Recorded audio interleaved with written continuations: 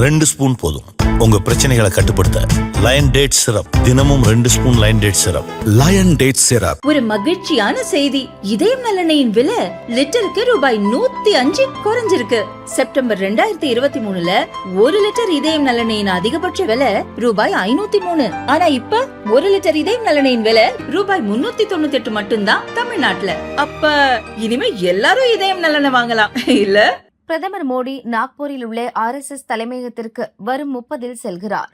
இங்குதான் சமீபத்தில் மத கலவரம் வெடித்தது. 2014இல் பாஜக வெற்றி பெற்று மோடி பிரதமரான பின் RSS தலைமையகத்திற்கு சென்றதே இல்லை. ஆனால் பிரதமராவதற்கு முன் நாக்பூர் அலுவலகத்திற்கு அடிக்கடி சென்றுள்ளார். பாஜகவை இயக்கும் RSS நாக்பூர் அலுவலகத்திற்கு ஏன் மோடி போகவில்லை என தொடர் கேள்விகள் எழுப்பப்பட்டன. இப்போதைய பயணத்தின் போது மாதவ் நேத்ராலயா என்ற கண் பரிசோதனை மருத்துவமனைக்கு அடிக்கல் நாட்ட உள்ளார்.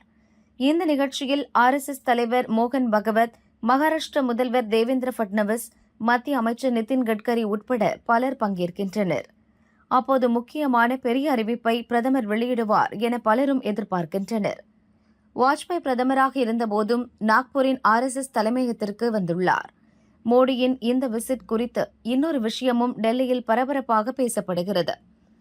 பாஜகவின் அடுத்த தேசிய தலைவர் யார் என்பதை மோகன் பகவத், பிரதமர் உட்பட மற்ற தலைவர்களும் முடிவு செய்வர் என சொல்லப்படுகிறது. நட்டாவின் பதவிக்காலம் முடிந்துவிட்டது. அடுத்த தலைவர் யார் என்பது இன்னும் முடிவாகாத நிலையில் மோடியின் நாக்பூர் பயணம் முக்கியம் வாய்ந்ததாக இருக்கும் என்கின்றனர் பாஜக தலைவர்கள்.